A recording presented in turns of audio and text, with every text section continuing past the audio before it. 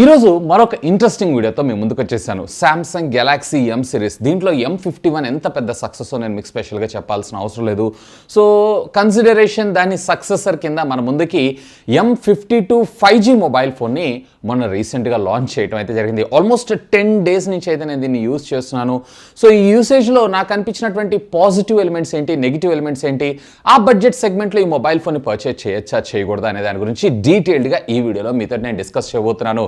మరి ఆలస్యం చేయకుండా ఈ రోజు ఈ ఎపిసోడ్ని స్టార్ట్ చేద్దాం. మా ఫ్రెండ్స్, నాది ఒక చిన్న రిక్వెస్ట్, ఒకవేళ మీరు కనుక ఇంకా మన ఛానల్ని సబ్స్క్రైబ్ చేసుకోకుండా ఉన్నట్లయితే ప్లీజ్ సబ్స్క్రైబ్ చేసుకోండి యార్. కొంచెం మోటివేషన్గా ఫీల్ అయ్యి ఇలాంటి వీడియోస్ ఎన్నో మీకోసం తెలుగులో తీసుకొని రావడం జరుగుతుంది.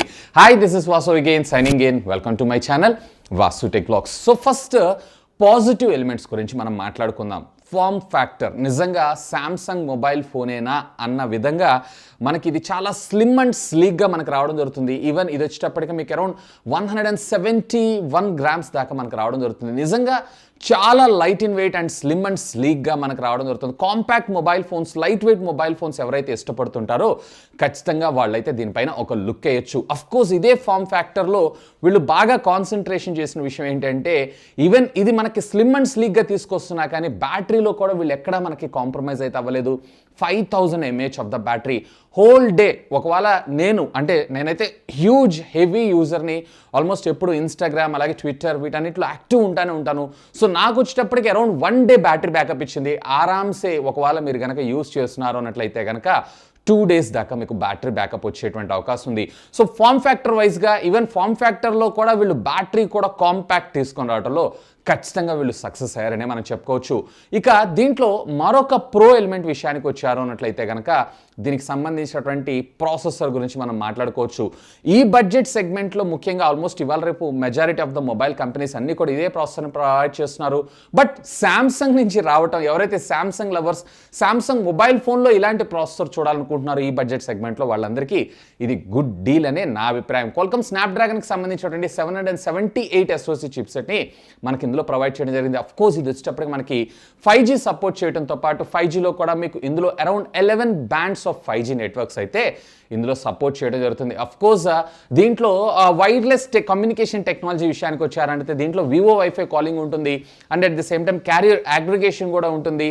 అండ్ అఫ్కోర్స్ దీంట్లో వైఫై అలియన్స్ 2.4 అలాగే 5 GHz రెండింటిని కూడా మీరైతే యూస్ చేసుకోవచ్చు. ఒకవేళ మీరు గేమింగ్ ఓరియంటెడ్గా చూస్తున్నారు అన్నట్లయితే, అంటే నేను కొంచెం గేమ్స్ కూడా ఆడుకుంటాను అన్నట్లయితే కనుక అక్కడ మీరు కొంచెం కాంప్రమైజ్ అవ్వాల్సి ఉంటుంది.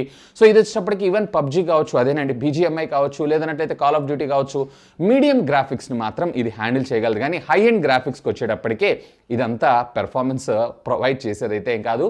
సో ఓవరాల్గా క్వైట్ డీసెంట్ ప్రాసెసర్ అనే నా అభిప్రాయం. ఇంకా దీంట్లో మరొక పాజిటివ్ ఎలిమెంట్ విషయానికి వచ్చారు అంటే ఖచ్చితంగా దీని డిస్ప్లే గురించి మనం మాట్లాడుకోవాలి. అఫ్కోర్స్ శాంసంగ్ డిస్ప్లేస్ గురించి నేను మీకు స్పెషల్గా చెప్పాల్సిన అవసరం లేదు. 6.7 inchesకి సంబంధించినటువంటి సూపర్ AMO LED స్క్రీన్ని మన ముందు తీసుకొని రావడం జరిగింది.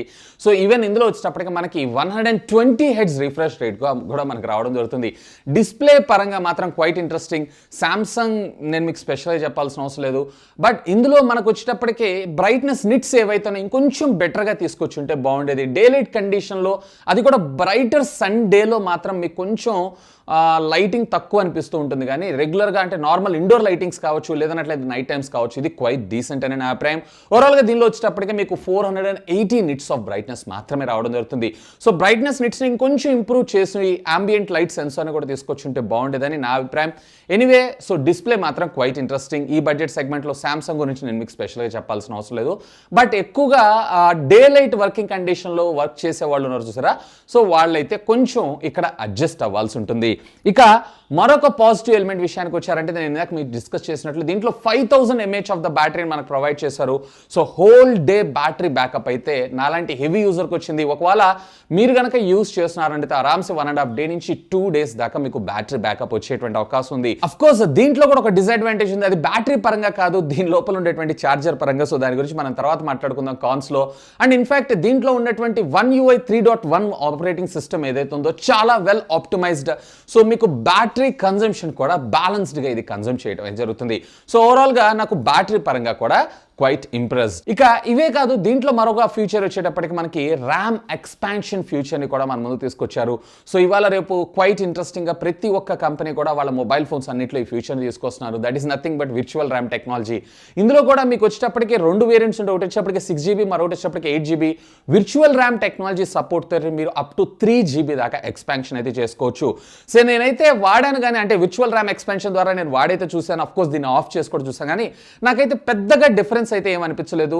సో ఎనీవే, ఒకవేళ ఎవరన్నా విర్చువల్ ర్యామ్ టెక్నాలజీ గురించి చూస్తున్నారు అన్నట్లయితే ఖచ్చితంగా ఇది కూడా మీకు అప్ టు 3GB దాకా సపోర్ట్ చేయడం జరుగుతుంది. ఇక దీంట్లో మరొక ప్రో ఎలిమెంట్ విషయానికి వచ్చారు అన్నట్లయితే, వీడియో అంత బాగున్నప్పుడు మరి ఆడియో క్వాలిటీ కూడా బాగుండాలి కదా. సో ఆడియో క్వాలిటీ విషయానికి వచ్చారు అన్నట్లయితే దీంట్లో మనకి డ్యూయల్ స్టీరియో స్పీకర్స్ని మన ముందు తీసుకొని రావడం జరిగింది. హైరస్ ఆడియోతో పాటు డాల్బీ ఆడియో కూడా మనకి ఇది సపోర్ట్ చేయడం అయితే జరుగుతుంది.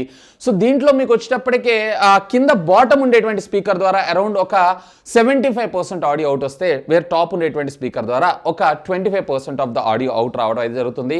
So quite interesting. So audio కూడా పర్వాలేదు, బాగానే ఉంది, కాకపోతే ఇంకొంచెం లౌడ్గా ఉంటే బాగుండేదని నా అభిప్రాయం. సో ఎవరైతే ఓటీటీ లవర్స్ ఎవరైతే ఉంటారో, సో ఎక్కువగా ఆన్లైన్ స్ట్రీమింగ్ కంటెంట్ చూస్తుంటారో, సో వాళ్ళందరికీ ఇది ఒక మంచి ఎక్స్పీరియన్స్ని అయితే ప్రొవైడ్ చేయగలదు. ఇక దీంట్లో మరొక ఇంట్రెస్టింగ్ ప్రో ఎలిమెంట్ విషయానికి వచ్చారంటే, సాధారణంగా ఇవాళ రేపు majority of the mobile phones అన్నింటిలో కూడా మనము కాల్ రికార్డింగ్ ఫీచర్ చూసినాం, కానీ కాల్ రికార్డ్ చేసినప్పుడు అవతల వాళ్ళకి అలర్ట్ వెళ్ళడం అయితే జరుగుతుంది. ఇన్ఫాక్ట్ దీంట్లో వచ్చేటప్పటికే మనకి డిఫాల్ట్ శాంసంగ్కి సంబంధించినటువంటి డైలర్స్ని యూజ్ చేశారు. సో దీనివల్ల అడ్వాంటేజ్ ఏంటంటే డైరెక్ట్గా మీరైతే కాల్ రికార్డ్ చేసుకోవచ్చు ఎటువంటి నోటిఫికేషన్ లేకుండా. అండ్ బై ద వే, ఒకవేళ మెసేజింగ్ సర్వీసెస్లో మీకు ప్రయారిటీ అనుకుంటున్నారంటే మళ్ళీ దీంట్లో మెసేజింగ్ సర్వీసెస్ వచ్చేటప్పటికే గూగుల్కి సంబంధించినటువంటి మెసేజింగ్ సర్వీసెస్ యాప్ని ఇందులో వాడటం అయితే జరిగింది. సో ఓవరాల్గా నాకైతే క్వైట్ ఇంట్రెస్టింగ్ అనిపించింది. సో కాల్ రికార్డింగ్ ఫీచర్ ఎవరైతే ప్రయారిటీగా కావాలనుకుంటారో సో ఖచ్చితంగా వాళ్ళైతే దీనిపైన ఒక లుక్ వేయాల్సిందే. ఇక కెమెరాస్ గురించి మనం మాట్లాడుకోవాలనుకుంటున్నారు అన్నట్లయితే ఇది ప్రో అని కాదు, కాన్ అని కాదు, దీంట్లో పాజిటివ్స్ ఉన్నాయి, నెగిటివ్స్ ఉన్నాయి. సో దీంట్లో రేర్ కెమెరా ఫోటోగ్రఫీ అయితే చాలా బాగుంది. బట్ నైట్ టైమ్స్ ఒకవేళ లో లైటింగ్లో ఫోటోగ్రఫీ తీసుకుంటున్నారు అన్నట్లయితే అక్కడ కెమెరాస్ చాలా స్ట్రగుల్ అవడం జరుగుతుంది. 1080p మీద వీడియో రికార్డ్ చేసినప్పుడు స్టెబిలైజేషన్ బాగానే ఉంది, కానీ వేర్ మీరు 4Kలో వచ్చేటప్పటికే మీకు స్టెబిలైజేషన్ అంత బాగాలేదు. ఈవెన్ ఫ్రంట్ కూడా క్వైట్ డీసెంట్, కాకపోతే ఎక్స్పోజర్ లెవెల్స్ అంటే కలర్స్ అలాగే ఎక్స్పోజర్ ఏవైతే ఉన్నాయో వీటిని మరింత బెటర్గా కంట్రోల్ చేస్తే బాగుంటుందని నా అభిప్రాయం. అఫ్ కోర్స్ ఇది వచ్చేటప్పటికి మనకు out of the box Android 11తో మనకు రావడం జరుగుతుంది. ఇది వచ్చేటప్పటికి మరొక 3 మేజర్ అప్గ్రేడ్స్ని ప్రొవైడ్ చేస్తున్నాను అంటున్నారు. సో 12, 13, 14 దాకా మీకు ఇది అప్డేట్స్ వచ్చేటువంటి అవకాశం ఉంది. అఫ్ కోర్స్ సెక్యూరిటీ ప్యాచెస్ గురించి నేను శాంసంగ్ గురించి స్పెషల్గా చెప్పాల్సిన అవసరం లేదు. ఎవ్రీ మంత్ శాలరీ పడ్డట్టు వీళ్ళైతే మనకి సెక్యూరిటీ ప్యాచెస్ని ప్రొవైడ్ చేస్తూనే ఉంటారు. ఇకపోతే దీంట్లో ఇప్పటిదాకా మనం అన్ని పాజిటివ్ ఎలిమెంట్స్ గురించి మనం మాట్లాడుకుందాం. అఫ్ కోర్స్ ఏ మొబైల్ ఫోన్కైనా కానీ ఖచ్చితంగా ఏదో ఒక నెగిటివ్ అయితే ఉంటుంది. సో అలా దీంట్లో కూడా కొన్ని నెగిటివ్ ఎలిమెంట్స్ని అయితే నేను అబ్జర్వ్ చేశాను. సో దాంట్లో మొదటిగా మీరు చూసారంటే దీంట్లో స్టోరేజ్ అంటే ర్యామ్ వచ్చేటప్పటికి మనకి LPDDR4X టెక్నాలజీకి సంబంధించినటువంటి ర్యామ్ని యూజ్ చేయడంతో పాటు ఎక్స్పాండబుల్ ర్యామ్ని కూడా యూజ్ చేశారు. కానీ స్టోరేజ్ విషయానికి వచ్చారు అంటే దీంట్లో కేవలం మనకి 2.1 UFS స్టోరేజ్ని మాత్రమే ప్రొవైడ్ చేయడం జరుగుతుంది. So read and right speeds ఏవైతే ఉన్నాయో కొంచెం స్లోగా ఉంటుంది కంపేర్ టు UFS 3.0 కావచ్చు, 3.1తో కావచ్చు. సో అదొక్కటి నాకు కొంచెం డిసడ్వాంటేజ్ అనిపించింది. అఫ్ కోర్స్ ఈ బడ్జెట్ సెగ్మెంట్లో ఖచ్చితంగా వీళ్ళైతే UFS 3.1ని తీసుకొని రావచ్చు. Of course rest of the companies అన్నీ కూడా మనకి 3.1ని ప్రొవైడ్ చేస్తున్నాయి కాబట్టి సో ఇదొక డిసడ్వాంటేజ్. ఇక దీంట్లో మనకు వచ్చినప్పటికే మరొక డిసడ్వాంటేజ్ నేను ఇందాక మీకు చెప్పినట్లు బ్యాటరీ పరంగా వీళ్ళు ఎక్కడ కాంప్రమైజ్ కావలేదు. 5000 mAh ఆఫ్ ద బ్యాటరీని తీసుకొచ్చారు, కానీ అవుట్ ఆఫ్ ద బాక్స్ మనకి 15 watts ఆఫ్ ఛార్జర్ని మాత్రమే ప్రొవైడ్ చేశారు. ఇక్కడ 25 watts ఛార్జర్ని ప్రొవైడ్ చేస్తుంటే బాగుండేదని నా అభిప్రాయం. సో ఆల్మోస్ట్ ఆల్ మీకు వచ్చేటప్పటికి అరౌండ్ 1 hour 45 minutes దాకా ఛార్జ్ అవ్వడానికి టైం తీసుకుంటుంది. దగ్గర 2 hours వేసుకోవచ్చు. సో 2 hours ఇప్పుడున్నటువంటి జనరేషన్లో కష్టం.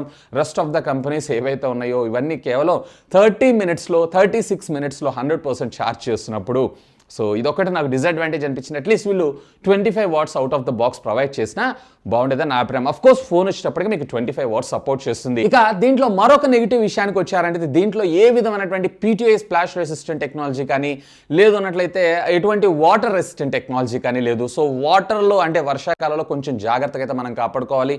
ఆల్మోస్ట్ ఈ సెగ్మెంట్లో మనకు చాలా కంపెనీస్ మనకి at least PTI nano splash resistant అయినా కానీ మనకు ప్రొవైడ్ చేయడం జరుగుతుంది. సో లేదా IPX4 కానీ 5 కానీ మనకు ప్రొవైడ్ చేస్తున్నారు. సో ఇందులో వచ్చేటప్పటికి అలాంటిదేం లేదు. సో ఇక్కడ మీరు ఖచ్చితంగా కాంప్రమైజ్ అవ్వాల్సి ఉంటుంది.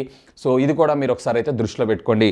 ఇక దీంట్లో మరొక కాన్ విషయానికి వచ్చారంటే దీంట్లో స్టాండర్డ్ 3.5mm ఆడియో జాక్ అయితే ఉండదు. సో ఇప్పుడున్నటువంటి mid range premium segment mobile phones అన్నిటిలో కూడా మనం ఇదే కామన్గా చూస్తుంటాం. సో ఒకవేళ మీరు కనుక 3.5mm జాక్ లవర్స్ అయినట్లయితే ఖచ్చితంగా ఇక్కడ మీరు డిసప్పాయింట్ అవ్వాల్సి ఉంటుంది. ఇక మరొక కాన్ విషయానికి వచ్చారంటే దీంట్లో ఫ్రంట్ ప్రొటెక్షన్ వీళ్ళు ఏం గ్లాస్ని యూజ్ చేశారు అనేది మాత్రం ఎక్కడ క్లారిటీ లేదు. కొన్ని వెబ్సైట్లో కార్నింగ్ గొరిల్లా గ్లాస్ వర్షన్ 5 అని చెప్పి రాస్తుంది, కొన్ని వాటిల్లో వేరే రకమైనటువంటి ప్రొటెక్షన్ అని చెప్పి రాశారు. కానీ సో ఎక్కడైతే క్లారిటీ లేదు. సో ఒకవేళ కార్నింగ్ గొరిల్లా గ్లాస్ వర్షన్ 5ని తీసుకొచ్చున్నా బాగుండేదని నా అభిప్రాయం.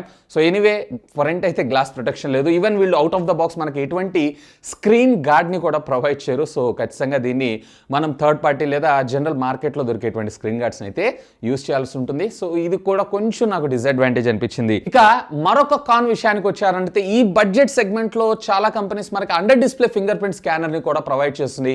So basically physical finger print scanner ఏదైతే ఉందో చాలా ఫాస్ట్ ఉంటుంది compare to the under display finger print scanner కన్నా కానీ. బట్ దీంట్లో వీళ్ళు అండర్ డిస్ప్లే తీసుకొచ్చుంటే బాగుండేదని నా అభిప్రాయం. ఎందుకంటే నేను పర్సనల్గా under display finger print scanner ఫ్యాన్ని. సో ఈవెన్ దో అది అక్యూరెన్సీ లేకపోయినా కంపేర్ టు ద ఫిజికల్ దానికన్నా కానీ సో అండర్ డిస్ప్లే తెచ్చుంటే బాగుండేది. ఈవెన్ వీళ్ళు side mounted finger print scanner తెచ్చినా కానీ పర్వాలేదు, దీని పెర్ఫార్మెన్స్ కూడా చాలా ఫాస్ట్గానే ఉంది, ఇక్కడ మీరు చూడొచ్చు. బట్ అండర్ డిస్ప్లే తీసుకొచ్చుంటే బాగుండేదని నా అభిప్రాయం. ఇక దీంట్లో ఫైనల్గా మరొక కాన్ విషయానికి వచ్చారు అన్నట్లయితే దీంట్లో మనకి హైబ్రిడ్ సిమ్ స్లాట్ని అయితే ప్రొవైడ్ చేశారు. సో అట్ ఎ టైం మీరు 2 సిమ్ కార్డ్స్ని మెమరీ కార్డ్ని అయితే యూజ్ చేయలేరు. సో ఖచ్చితంగా మీరు మెమరీ కార్డ్ వాడుకోవాలనుకుంటున్నారంటే దీంట్లో కేవలం సింగిల్ సిమ్నే యూజ్ చేయాల్సి ఉంటుంది, త్యాగం చేయాల్సి ఉంటుంది. అట్లీస్ట్ వీళ్ళు డెడికేటెడ్ మెమరీ కార్డ్ని తీసుకొచ్చినా కానీ బాగుండేదని నా అభిప్రాయం. ఇకపోతే దీన్ని ఆ ప్రైస్ సెగ్మెంట్లో కొనొచ్చా అనే విషయానికి వచ్చారంటే యాక్చువల్గా దీన్ని లాంచ్ చేసినటువంటి ప్రైస్ ఏదైతే ఉందో దీంట్లో 2 వేరియంట్స్ ఉంటాయి, 6 + 128GB. ఇది 25,999గా అఫ్కోర్స్ 1000 రూపీస్ కూపన్ ప్లస్ 1250 లేదా 1500 రూపీస్ దాకా డిస్కౌంట్ మనకు రావడం జరుగుతుంది. ఓవరాల్గా మీకు 23,000 24,000 మధ్యలో ఈ ప్రైస్ అనేది రావడం జరుగుతుంది. 23,000-24,000 రూపీస్లో ఒకవేళ మీరు కనుక శాంసంగ్ లవర్ అయి ఉన్నట్లయితే కనుక ఖచ్చితంగా దీనిపైన అయితే ఒక లుక్ వేయచ్చు. లేదన్నట్లయితే slim and sleek all day battery బ్యాకప్తో బ్యాటరీ కాంప్రమైజ్ అవ్వకుండా even Samsung super AMOLED LED screen తోటి చూస్తున్నారు, అది కూడా 120 Hz రిఫ్రెష్ రేట్తో అన్నట్లయితే ఖచ్చితంగా దీనిపైన అయితే ఒక లుక్ వేయచ్చు.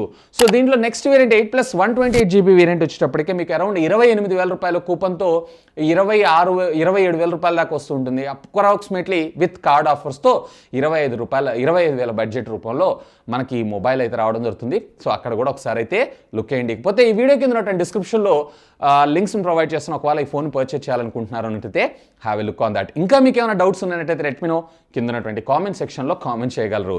That's all for today. This is Vasu signing off. Have a great day.